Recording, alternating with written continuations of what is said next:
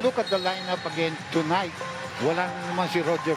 Pero because of him being absent, tatlo yung very important players ang wala sa right away. But nakita mo yan, sandaling-sandali lang binigay. galaw din ng batak ngayon. Maraming ibang teams na kapapaalam. And give 3 free throws to Bol. Ang problema niyan, you know, Oh, bit of a- look at how small he is. But he jumps into him. You know, this guy, So tall, Yeah. alam niya hindi naman maaabutan ng... Banyama. Oh yes, he won the game, no? Para He sa won kanyang the game koponan. on the last. Laban na ito misses the first 2 free throws. This one is the last. And he adjusts. And that's off target. And Bol able to save it. He was probably the only player who could have saved that shot sa kanyang Wala pa habang. rin, tapos pa rin. Oh, Johnson's not gonna take that. Kaya ito sa import natin. Tayo maglalaro ng laro natin.